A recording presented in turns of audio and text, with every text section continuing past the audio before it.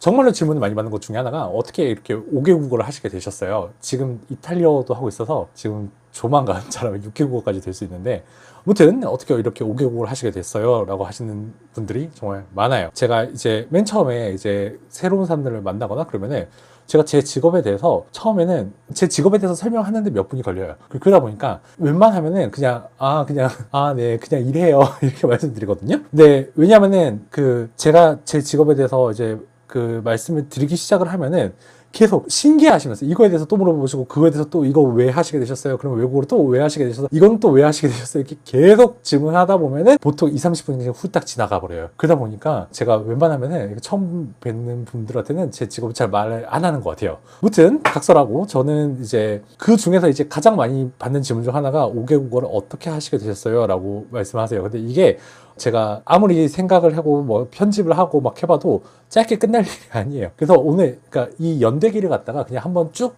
다 찍어서 한번 유튜브로 한번 올려보도록 하려고 해요. 때는 바야흐로 2008년이었어요. 2008년에 제가 대학교에 막 입학했었을 때였거든요. 근데 이 입학했었을 때보다 한 2년 전으로 한번 더 돌아가 볼게요. 그럼 2006년도가 되겠죠? 2006년도에 저는 고등학교를 다니면서 우울증은 정말 심하게 앓았었어요. 그때 우울증이 너무 심하게 와가지고 학교도 못 가는 날도 있었어요. 그러니까 우울증이 너무 심하면 어떻게 되냐면 사람이 계속 잠만 자게 돼요. 그러니까 아침에 자서 점심에 일어났는데 계속 졸려요. 그러니까 이렇게 막 나 우울해, 막 어떻게 되고 싶어, 이게 아니고 그냥 계속 졸려요. 그래서 오후 6시에 일어나고, 그러니까 공부를 정말 못했죠. 근데 그때 우울증에 걸렸던 이유 중 하나가 뭐냐면은 내 이상향과 내 위치가 차이가 너무 큰 거예요. 내가 할 수 있는 게 없는 거예요. 그러다 보니까 우리가 사회에 나가면은 선택지가 굉장히 많잖아요. 내가 뭐 갑자기 요식업으로 한번 성공해보고 싶어 하면 요식업을 하면 되고, 공부를 성공하고 싶어 하면 공부를 하면 되고, 이렇잖아요. 근데 고등학생이라는 것 자체가 이제 그냥 공부밖에 없는 거잖아요. 어떻게 보면은. 그러니까 어떻게 보면 고등학교, 대학교 그냥 다 획이라고 되어 있고요. 그러다 보니까 그때 그냥 고등학교에서 그냥 공부를 열심히 하는 것밖에 없기 때문에, 근데 그 공부는 정말 더럽게도 하기 싫었고, 저는 공부를 정말 못했습니다. 여러 번 말씀드리지만 저는 공부를 정말 더럽게 못했어요. 그래서 그러니까 정말 생물만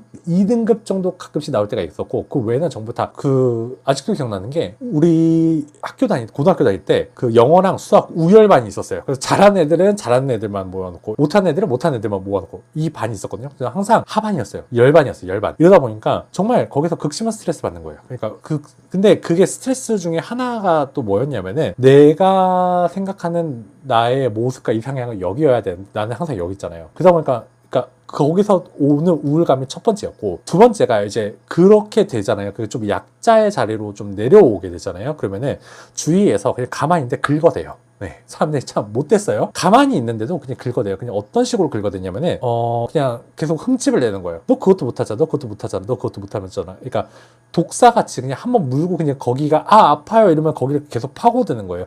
그런 사람들 의외로 많아요. 정말 못했어 그런 사람들. 그러지 마. 그래서 그런 상황이다 보니까 몸이 굉장히 안 좋았어요. 그러다 보니까 거기다 자존감까지 더 떨어지죠. 그런 사람들이 계속 있으니까. 그때 이제 그런 생각이 드는 거예요. 그냥 해외 나가고 싶다. 그냥 다 때려치고 그냥 해외 나가고 싶다. 근데 그걸 어디서 봤냐면, 정말 공부를 못했던 친구인데 갑자기 중국으로 유학을 간대요. 나랑 비슷했던 애인데 중국 유학을 간대. 그래서 베이징을 간대. 나도 그냥 가고 싶다. 이렇게 돼버린 거예요. 근데 막상 그때 아버지도 이제 회사에서 이제 그쪽 중국을 왔다 갔다 많이 하고 계시는 상황이었거든요. 내가 그러면 중국어를 조금 하면은 뭔가 좀 될 것 같은데? 그냥 여기를 그냥 대한민국을 벗어나면 될 것 같다는 생각밖에 안 들었어요. 그래서 이제 수시를 빨리 붙어버리고 지방대 4년제를 갔어요. 지방대 4년제를 가서 수시를 빨리 붙어버리고, 그다음부터 그냥 정말 내가 살 길은 외국어밖에 없다. 그냥 외국어밖에 없다라는 생각을 왜 하게 됐냐면은, 이게 왜 이렇게까지 생각이 오게 됐는지가 중요해요. 첫 번째가 다른 사람들한테 무시받고 싶지 않았어요. 무시받고 싶지 않으려면은 딱 두 가지를 하면 돼. 그러니까 다른 사람들이 무시를 받지 않게끔 하려고 하면은, 첫 번째, 뭔가를 잘해야 돼요. 뭔가를 그 사람보단 잘해야 돼요. 이게 첫 번째예요. 두 번째가 뭐냐면, 이 첫 번째와 관련된 거예요. 이게 그 사람이 부러워하는 거여야 돼요. 예를 들어서 제가 어떤 A라는 게임을 잘해요. 정말 이 A라는 게임을 잘해요. 근데 나를 무시하는 사람이 있어. 근데 그 사람이 내가 A라는 게임을 잘한다고 해서 이걸 인정해줄까? 아니란 말이에요. 보통 사람들이 무시를 못하는 게 뭐냐면은 내가 저걸 정말 잘하고 싶은데 제가 잘할 때야. 그때 사람들이 무시 못해요. 그걸 미리 안 거예요, 저는. 근데 그게 대부분의 사람들은 외국어예요. 그래서 외국어를 잘하면은 나를 무시했던 친구들이 더 이상 나를 무시하지 않네? 오히려 우아라고 해주네? 그때 안 거예요. 그래서 그때 생각한 게 첫 번째로 외국어를 해야 되겠다라고 생각을 했었고, 두 번째가 뭐냐면은 내 환경 자체를 그냥 뜯어 고치고 싶었어요. 잘 보세요. 저 같은 경우에는 아버지가 막 사업도 부도나고 막 이랬었단 말이에요. 그러다 보니까 정말 그러니까 가면 갈수록 이제 가정 형편이 너무 안 좋아지고 막 이러다 보니까 모든 것들을 그냥 다 부셔버리고 싶었어요. 그냥 모든 것들을 전부 다 폭파시켜버리고 싶다라고 해야 되나? 그래서 이탈리아어에서도 이런 말이 있어요. 그냥 모든 것들을 다 그냥 디아블로한테 보내버리고 싶다. 약간 이런 말이 있어요. 정말 그 느낌으로 그냥 모든 걸 다 포기하고 싶었는데, 그때 들었던 생각이 뭐냐면은 내가 만약에 지금 이 연결고리대로 가잖아요? 그러면은 일단은 부모님도 지금 사업이 망했고, 그리고 이 상태로 그냥 내가 공부를 잘한 것도 아니야. 공부를 정말 못했어요. 지지리도 못해서 지방대를 갔어요. 거기다가 이대로 그냥 계속 굴러가게 되면 어떤 결과가 나올지가 너무 뻔히 보이는 거예요. 그걸 그냥 그대로 이렇게 따라가다 보면요. 그때 이제 들었던 생각이 뭐냐면 그냥 내 주변을 갖다 그냥 싹 다 전부 다 바꿔버리면 되지 않을까? 내 주변을 바꾸려면 어떻게 돼요? 내가 정말로 돈이 많고 권력이 있어서 내 주변을 다 싹 다 뜯어 고칠 수도 있어요. 그런데 그게 아니잖아요. 그러면은 외국어를 해서 나를 다른 환경으로 완전히 보내버리게 된다면, 그러면은 그쪽은 또 다시 새롭게 시작이 될 거잖아요. 새로운 사람들과 새로운 환경과 새로운 기회들이 있을 거란 말이에요. 근데 여기서는 망했어. 근데 많은 분들이 이제 내가 지금 있는 이 환경에서 내가 망했다고 하더라도 안 좋은 선택을 하시는 경우가 많잖아요. 근데 그게 이제 그냥 여기서 그냥 다 모든 걸 끝내버리고 싶은 거잖아요. 그러지 말고 그냥 해외로 그냥 나가버리는 거예요. 거기 가면 새로운 기회들이 있을 거니까. 새로운 것들이 다시 시작할 수 있을 거니까 딱 그 생각밖에 안 되는 거예요. 그러다 보니까 외국어 정말 열심히 해야겠다라고 생각해서 영어랑 중국어를 같이 그냥 열심히 공부를 하기 시작을 했어요. 그리고 그래서 대학교를 딱 들어갔어요. 대학교를 딱 들어가가지고 이제 대학교에 처음에 딱 입학하고 나서 한 몇 달 있다가 갑자기 중국에 한 달 어학연수 방학 때 가는 게 있었거든요. 그걸 대학교에서 해준다는 거예요. 근데 그게 정말로 학교에서 돈을 그냥 거진 다 내주고 그냥 애들을 보내는 거였어요. 그러니까 가서 교육비 한 30만 원인가? 그거 내고 나머지 용돈 약간 요런 느낌이었어요. 그러다가 이제 잠도 거기서 다시 재워주고 한 달 동안 이제 그 대학교에 가서 교환학생 느낌으로 딱 한 달 살다가 오는 느낌이었어요. 한 달 살이. 그렇게 해서 산동에 있는 오성대학교에 갔었어요. 근데 그때 이미 저는 혼자서 여행할 수 있을 정도의 중국어 회화가 되는 상황이었어요. 그때는 근데 정말 웃겼던 게, 그때는 여러분 이제 학번이시면 아실 거예요. 휴대폰이 스마트폰이 아니었을 때였어요. 근데 저는 약간 PDA 폰 해가지고 약간 얼리 어답터여가지고 그걸 쓰긴 했었는데, 와이파이나 아니면 로밍 이런 게 개념이 없을 때였어요. 그냥 전화 걸면 무조건 2,000원 막 이럴 때였단 말이에요. 톡 이런 것도. 그래서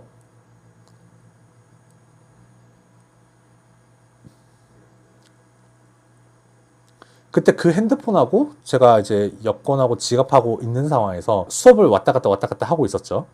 근데 그 수업도 너무 재밌었어요. 한 일주일 정도 진행을 했었는데 너무 재밌었는데, 근데 갑자기 TV를 딱 켜니까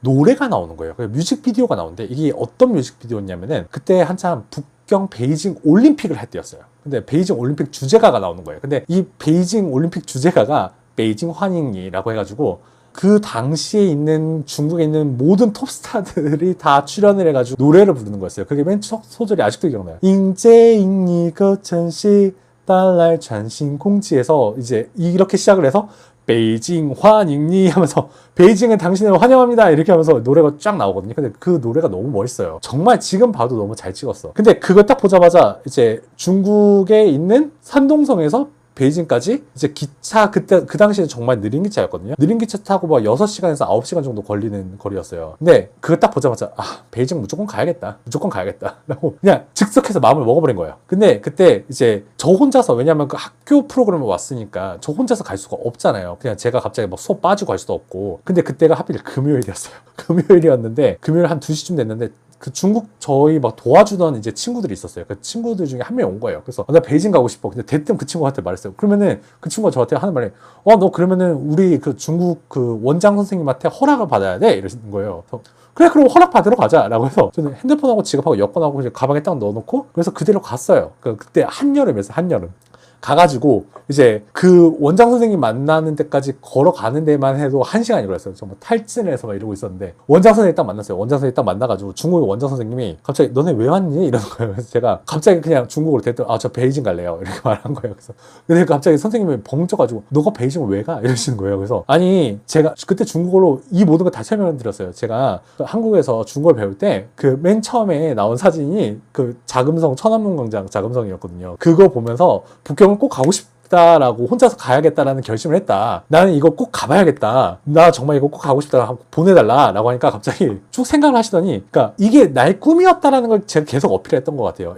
이걸 한동안 설명을 드렸어요. 계속 안 된다고 해서 제가 또 이래서 이제 부탁한다 막 하고 해가지고 딱 설교를 하니까 갑자기 그 원장님이 되게 호탕하셨어요. 갑자기 그래 가 이렇게 하신 거예요. 그래서 아싸 이게 되죠. 근데 갑자기 그때 원장님이 시간을 딱 보시더니 너 우리 여기서 베이징 가는 기차가 하루에 딱 2대 있는데 아침에 하나 이미 갔고 30분 후에 한 대가 있어. 그거 타고 가서 월요일날 수업 들어와. 그러니까 금요일날 갔다가 일요일까지 와서 수업에 들어오라는 거였어요. 그래서 너 수업에 안 들어오면 혼나? 그래서 약속한다고 수업 꼭 들어오겠다고 하고 딱 나왔는데 30분밖에 없잖아요. 정말 기차역까지 택시 타고 그냥 미친 듯이 뛰어갔던 것 같아요.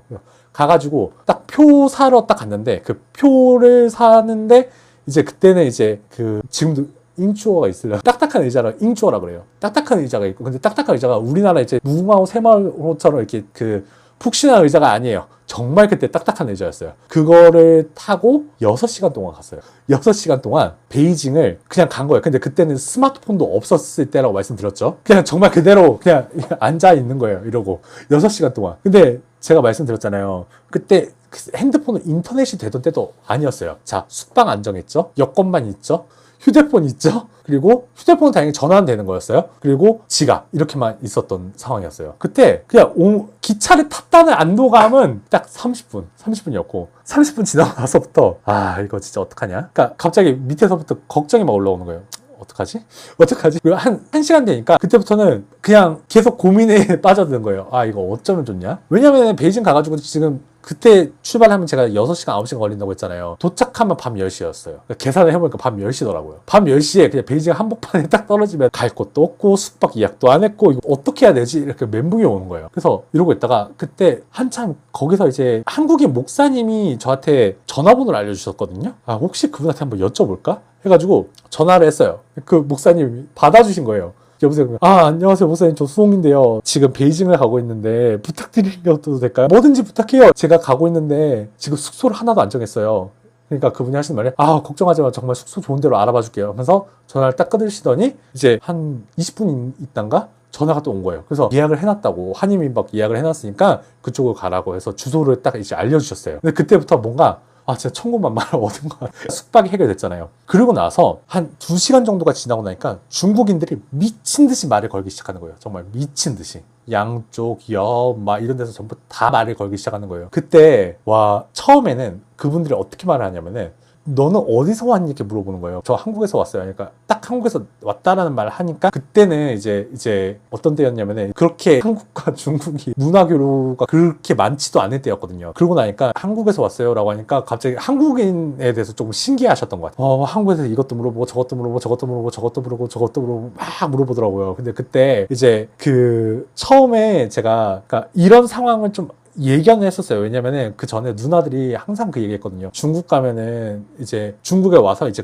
알게 된 누나들이 하는 말이, 중국에서 중국 사람들이 한국에서 왔다라고 하면 정말 이것저것 다 물어본다. 그럴 때는 팅푸동이라고 하지 말고, 팅푸동이라고 하면 이제 그거 못 알아듣겠다라고 하거든요. 근데 그게 그렇게 하지 말고 앞뒤로 바꿔서 뿌팅동이라고 하면은 된다. 근데 뿌팅동이라고 하면 뭐냐면은 문법에 맞지 않는 거예요. 잘 못 알아듣겠다는 말을 문법에 맞지 않게 말하는 거예요. 그게 뭔 소리냐면은 나 중국어 못하니까 말 시키지 말라라는 거거든요. 그걸 알려줬는데 그걸 안 써가지고, 그 말을 안 써서 이제 계속 이제 거의 6시간 동안, 그러니까 엄청나게 이제 그분들 질문 주시고 얘기도 하고 해서 지루하진 않게 그때 도착을 했어요. 그때 기분이 너무 좋더라고요. 정말 정말 중국어 배우고 잘했다. 그래서 밤 10시에 어떻게 도착을 했어요. 그 밤 10시에 어떻게 도착을 해가지고 그때 이렇게 약간 그 당시의 분위기는 어땠냐면 우리나라 같은 경우는 그 기차 타면은 이제 뭐 앞뒤 양옆에 있는 사람들과 얘기할 그게 없잖아요. 근데 거기는 워낙 땅이 크다 보니까, 그리고 그때는 이제 까우티에라든지 똥처 뭐 이런 게 없었을 때예요. 이게 뭐냐면 고속철도예요. 지금 고속철도인데 그게 없을 때였어요. 근데 그때가 없을 때였으니까 이제 기차가 정말 천천히 가요. 근데 이게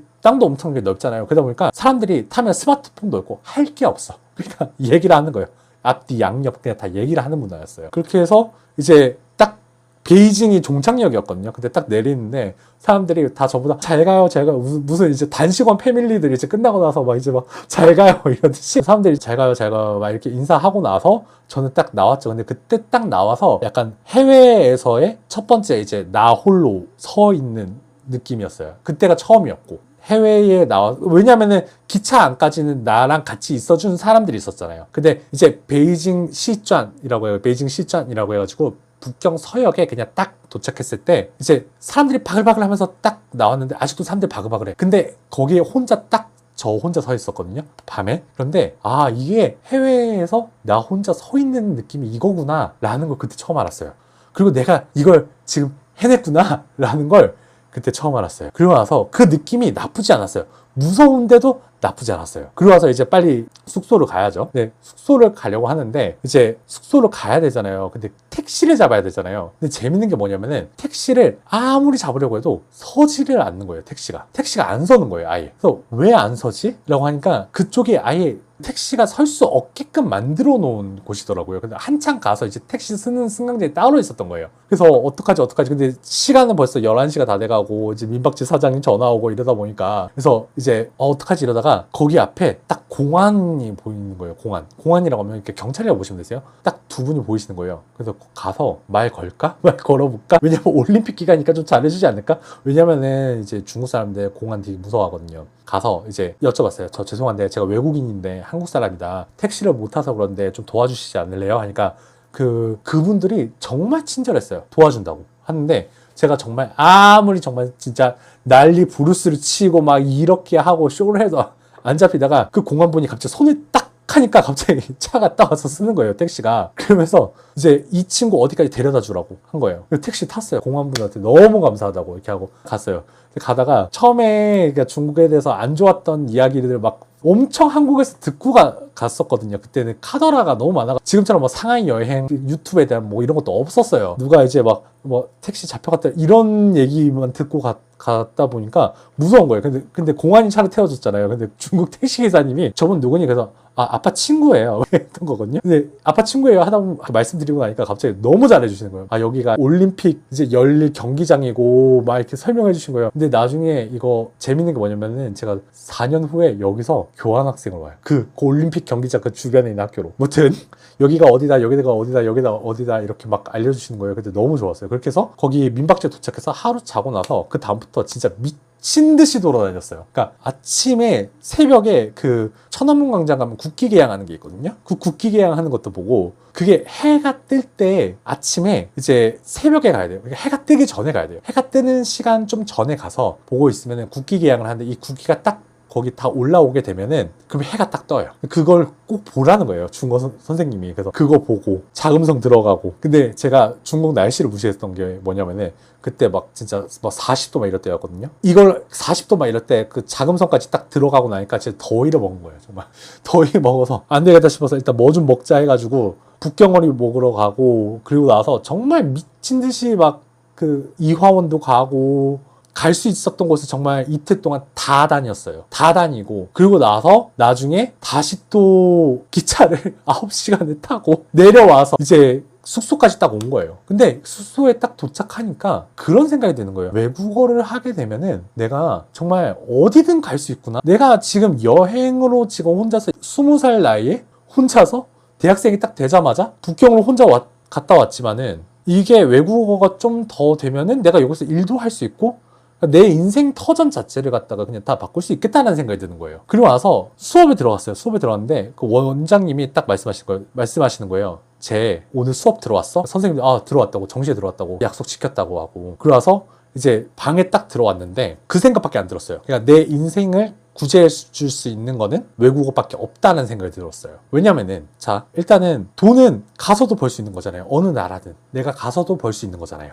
그렇기 때문에 내가 진짜 건강하고 외국어를 할 수 있으면은 그 나라에 가서 내 모든 것을 그냥 다 새로 시작할 수 있겠구나라는 생각이 들었던 거예요. 그때 처음으로. 그래서 영어, 중국어를 그때 제 전공이 생명공학과였음에도 불구하고 정말 미친 듯이 공부를 하기 시작을 했어요. 근데 이거를 거의 전공 공부 반, 외국어 반 할 정도로 외국어의 비중을 정말 미친 듯이 늘려나가기 시작을 했어요. 그러다가 이제 대망의 사건이 하나가 터지는데요.